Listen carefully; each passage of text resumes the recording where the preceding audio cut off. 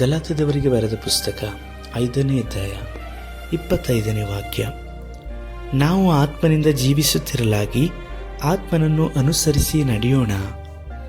ಪ್ರಿಯರೇ, ಈ ಕಡೇ ದಿನಮಾನಗಳಲ್ಲಿ ಪವಿತ್ರಾತ್ಮನ ಜೊತೆಯಲ್ಲಿ ನಾವು ನಡೆಯುವಂಥದ್ದು ಅದು ಶ್ರೇಷ್ಠವಾಗಿ ಇದೆ. ಪವಿತ್ರಾತ್ಮನು ನಮಗಿಲ್ಲವಾಗಿದ್ದರೆ ನಮ್ಮ ಜೀವಿತವು ಯೇಸುವಿನೊಂದಿಗೆ ಸಂಪೂರ್ಣವಾಗಲಿಕ್ಕೆ ಸಾಧ್ಯವಾಗ್ತಾ ಇರಲಿಲ್ಲ.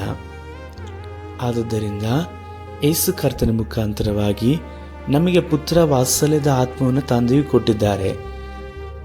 ಆದ್ದರಿಂದಲೇ ನಾವು ಅಪ್ಪ, ತಂದೆಯೇ ಎಂಬುದಾಗಿ ಹೇಳಿ ನಾವು ಅವರನ್ನು ಬೇಡುವವರಾಗಿ ಇದ್ದೇವೆ.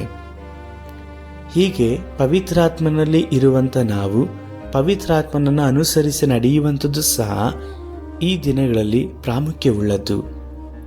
ಪವಿತ್ರಾತ್ಮನನ್ನು ಅನುಸರಿಸಿ ನಡೆಯುವಂಥದ್ದು ಅಂದರೆ ಏನು ಎಂಬುದಾಗಿ ನೋಡುವಾಗ ಕೊಲೊಸ್ಸೆ ಪುಸ್ತಕದಲ್ಲಿ ಹೇಳಲ್ಪಡುತ್ತದೆ, ಮೇಲಿರುವಂಥವುಗಳ ಮೇಲೆ ಮನಸ್ಸಿಡಿರಿ ಎಂಬುದಾಗಿ ಹೇಳಿ.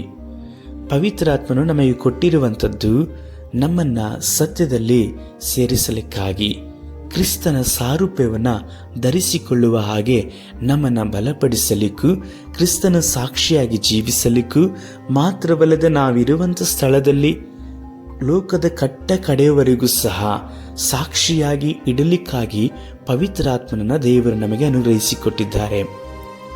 ಪವಿತ್ರಾತ್ಮನು ಈ ದಿನಮಾನಗಳಲ್ಲಿ ಅನೇಕರ ಬಾಯಲ್ಲಿ ಬಳಕೆ ಆಗ್ತಾ ಇದ್ದಾರೆ. ಆದರೆ ಅದು ನಿಜವಾಗಿ ಪವಿತ್ರಾತ್ಮರ ನಾವು ಪರಿಶೋಧಿಸಬೇಕು. ಭೂಸಂಬಂಧವಾದವುಗಳನ್ನು ಪವಿತ್ರಾತ್ಮನು ಮಾತನಾಡೋದಿಲ್ಲ. ಹಣ ಮಾಡುವಂಥದ್ದು, ಐಶ್ವರ್ಯವನ್ನು ಸಂಪಾದಿಸಿಕೊಳ್ಳುವಂಥದ್ದು, ಹೆಸರನ್ನು ಗಳಿಸುವಂಥದ್ದು ಮಾತ್ರವಲ್ಲದೆ ಆಸ್ತಿಗಾಗಿ ತವಕ ಪಡುವಂಥದ್ದು, ಇವುಗಳಿಗಾಗಿ ಪವಿತ್ರಾತ್ಮನು ಉತ್ತೇಜಿಸುವುದಿಲ್ಲ. ಬದಲಾಗಿ ಯೇಸು ಕ್ರಿಸ್ತನಲ್ಲಿ ನಾವು ಸಮೃದ್ಧಿಯಾಗಿ ಬೆಳೆಯುವ ಹಾಗೆಯೂ, ಕ್ರಿಸ್ತನ ಹೆಜ್ಜೆ ಜಾಡಿನಲ್ಲಿ ನಡೆಯುವ ಹಾಗೆಯೂ ಪವಿತ್ರಾತ್ಮನು ನಮ್ಮನ್ನು ನಡೆಸುವವರಾಗಿ ಇದ್ದಾರೆ. ಆದುದರಿಂದ ನಾವು ಈ ರಕ್ತ ಮಾಂಸಕ್ಕಾಗಿ ಜೀವಿಸುವವರಲ್ಲ, ಯೇಸುವಿಗಾಗಿ ಜೀವಿಸುವಂಥವರು. ಹಾಗಾಗಿ ನಾವು ಪವಿತ್ರಾತ್ಮನನ್ನೇ ಅನುಸರಿಸಿ ನಡೆಯಬೇಕು. ಪವಿತ್ರಾತ್ಮನನ್ನು ಅನುಸರಿಸಿ ನಡೆಯುವಂಥದ್ದು ಜೀವವಾಗಿ ಇದೆ. ಶರೀರವನ್ನು ಅನುಸರಿಸಿ ನಡೆಯುವಂಥದ್ದು ಮರಣ. ಶರೀರ ಭಾವವು ಅದು ಪ್ರಸಿದ್ಧವಾಗಿದೆ ಎಂಬುದಾಗಿ ವಾಕ್ಯ ಹೇಳುತ್ತದೆ. ನಿಜವಾಗಿ ನಾವು ಯಾರನ್ನು ಪ್ರಸಿದ್ಧಿಪಡಿಸಬೇಕು? ಯೇಸುವನ್ನು ತಾನೇ.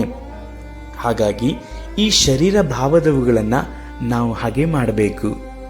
ಯೇಸುವನ್ನು ಪ್ರೀತಿಸುವಂಥವರು ಪವಿತ್ರಾತ್ಮನನ್ನು ಅನುಸರಿಸಿ ನಡೆಯುವವರಾಗಿ ಇದ್ದಾರೆ. ಆದುದರಿಂದ ವಾಕ್ಯ ಹೇಳಿದ ಹಾಗೆ ನಾವು ಪವಿತ್ರಾತ್ಮನಿಂದ ಜೀವಿಸೋಣ, ಪವಿತ್ರಾತ್ಮನನ್ನು ಅನುಸರಿಸಿ ನಡೆಯೋಣ. ಕರ್ತನಿಗೆ ಸಮರ್ಪಿಸಿಕೊಳ್ಳೋಣ.